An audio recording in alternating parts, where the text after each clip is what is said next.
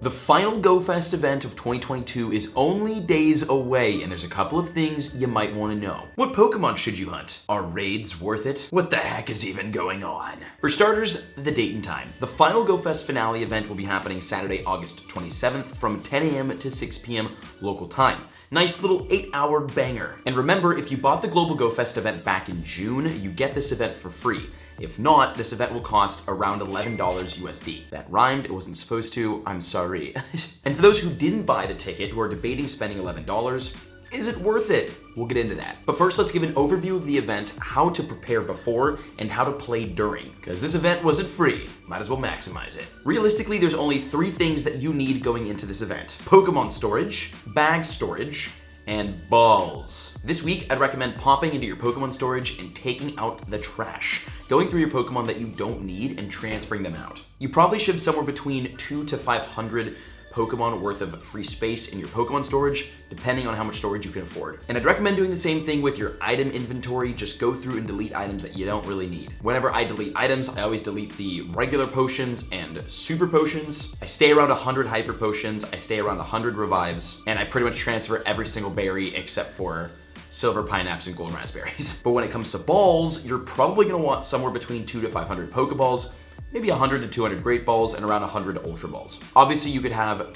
way more than that if you want it. And if you're planning on Go Plussing or using an auto catcher, you're gonna want a lot more Pokeballs. And generally speaking, the less Pokestops that you have around you to grind during the event, the more Pokeballs that you want to stock up on going into the event. And remember, you can get a ton of Pokeballs for free by opening gifts from your friends. You don't even need a Pokestop. And probably the biggest preparation advice for this Go Fest event: how to grind it properly. You want to know which Pokemon you're trying to get, which Pokemon can be shiny, which shinies you want, and which raids you want to spend money on, assuming you want to do any raids at all. And what time all of this is happening, because the times are a little bit weird for this event. Oh, and you'll also want to know this: shiny odds are confirmed boosted for ticket holders only. Okay, like with other global Go Fests, there are specific habitats that spawn specific Pokemon during specific hours. Some hours are exponentially better than others depending on your goals, and everyone, regardless of if they have a ticket or not, will get these habitats spawns. The first habitat is happening from 10 a.m. till noon, and it's the Pheromosa one,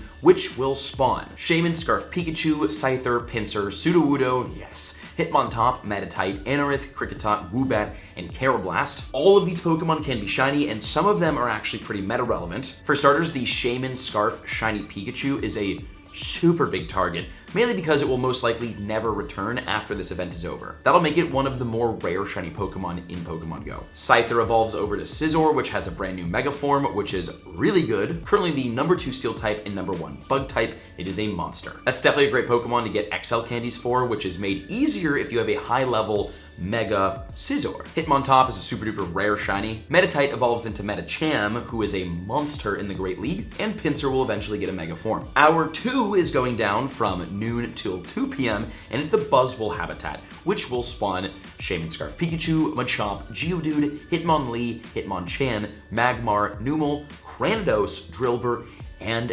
Axew. The Drillbur still can't be shiny. But the Pokemon from this habitat are still good. This is probably the most meta-relevant habitat. Machop is a banger catch due to Machamp just being a god. Machamp is a top fighting type to use in raids, and it's useful in all 3 of the GBL leagues. Cranidos is a really, really rare and really good shiny, and its evolution Rampardos is one of the best rock type attackers in the game. Again, rock types are so useful. And Axew obviously is one of the most sought after shinies right now in Pokemon Go, and is a decent dragon type. Then from 2 p.m. to 4 p.m. we will have the Circuitry Habitat, which will have spawns including the Pikachu, Electabuzz, Electrike, Laleep, Shinx, Burmy, Sandy, Combi, Fungus, Amoonguss, Joltik, Shelmet, and Stunfisk. They all can be shiny except for Joltik and Stunfisk. And out of those, the ones you're gonna wanna focus on, I mean, Electrike is great because Manectric has a Mega Form and it's pretty good. Combi, Fungus, and Shelmet are all brand new shinies, meaning they're rare. And Stunfisk is good just to get more candies for Galarian Stunfisk in the Go Battle League. This is definitely like a less important 2-hour window. So if you're looking for a time to like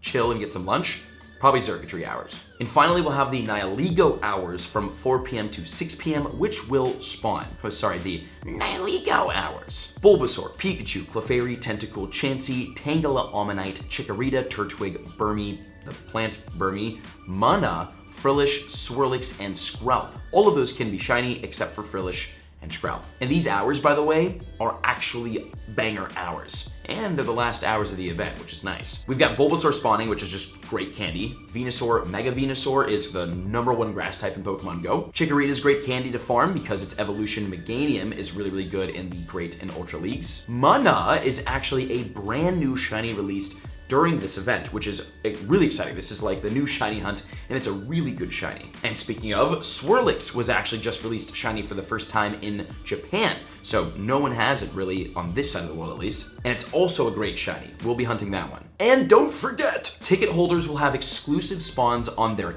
incense that will change with every habitat, and they include Mr. Crime and Pansage during the Pheromosa hours, Torkoal and Pansear during the Buzzwole, Panpour and Clink during Circuitry, and Tropius and Frillish during Nihilego. All of those Pokemon can be shiny except for Tropius, Frillish, Torkoal, and Mr. Crime. And I think I still need shiny Pansage and Panpour. We'll be grinding. Not to mention, for ticket holders only, there will be unknown spawning on the incense, and they include unknown B, G, N, O, P, S, and X. This was supposed to be the first time that unknown N could be shiny, but it was just released during Pokemon Worlds in London, and I caught it. But this is the first time that unknown X can be shiny in Pokemon Go, again exclusive to ticket holders on the incense. And there are massive bonuses happening during this event day, which are something to really take advantage of for ticket holders. 9 free raid passes from spinning gyms, 5 snapshot surprises, an extra 5,000 XP per in-person raid. If you have a lucky egg down, that is 10,000 XP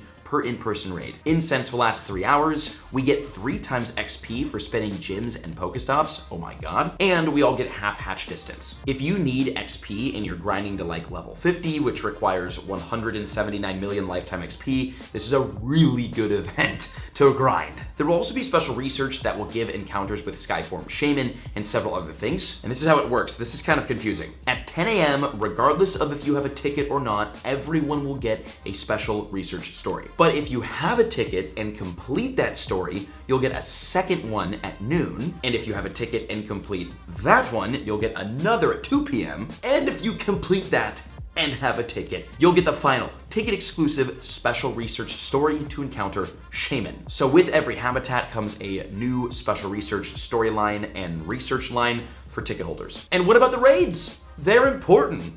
Sorta. Tier 1 raids include Axew, Pikachu, and Rockruff. All of them very, very rare shinies, and they all seem worth raiding, but I'm like $100 deep in 2022 World's Pikachu raids. Still don't have the shiny. And when it comes to like tier 1 Pokemon, you're just better off chasing the shinies in the wild rather than lighting money on fire in the raids. And Pokemon like Axew and Rockruff will most likely have community day events in the future or boosted shiny events in the future. So raiding them, So unless you want these shinies like right now, you don't really need to spend on raids for the tier 1s. That being said, I will absolutely be spending a lot on these tier 1 raids, at least the day before the event starts from invites from my friends. Tier 3 raids will have Snorlax, Salamence, Druddigon, Dartic, Torracat, and Brioni. Unless Snorlax has a cowboy hat, these are a complete waste of time. And then the big part of the event, the 5-star raids. We will finally be able to raid and get all of the brand new Ultra Beasts in Pokemon Go. Really excited for this. But which ones should you raid once just to get it in your Pokedex, and which ones should you grind for candy and good IVs? Reminder that this event is only 8 hours long, and the habitats only last 2 hours a pop. So if you're focusing on raids like the entire day, you're gonna miss most of the spawns. So which ones should you raid? Nihilego is a boss. Simply put, it's currently the #1 non-mega poison type in Pokemon Go, which technically isn't that useful, but it's still the top of its class. It's worth raiding once or twice for sure. Buzzwole looks literally insane and I love it. It's a decent fighting type in the meta as a bug type, doesn't really do much, but where it shines is PvP. Buzzwole is currently ranked 20th in the Masters League, but you do need XL candies to get it there. So if you do a lot of PvP, this might be a decent raid target for you out of the Ultra Beasts. Pheromosa, aka the sexy cockroach, is currently a top bug type. and a decent fighting type, but it's trash in GBL, so don't worry about that. That's kind of like a get it in the Pokedex one. And finally, my number one raid target of the day, Circuitry. Circuitry, in my opinion, is easily the coolest Ultra Beast out of the batch. And it's super useful for raiders like myself. Circuitry is currently a pure electric and top electric type Pokemon, which is really, really helpful in the raids. And PvP, it's like top 100 in Masters League, which is like, okay. So those are the raids, and the last piece of advice that I could give you here is don't forget to have fun. And not in a cringe way, not in a cringe way. I personally think that our shiny expectations for like these events have gotten way too high. It's partly my fault for going to all these other events that have insanely high shiny rates and like making YouTube videos about it. But we're literally spoiled with shinies in Pokemon Go. No other Pokemon game is it this easy to catch shiny Pokemon. This event is going to be an awesome event, especially if you play with friends. There's a lot going on, a lot of new things happening, a lot of great spawns.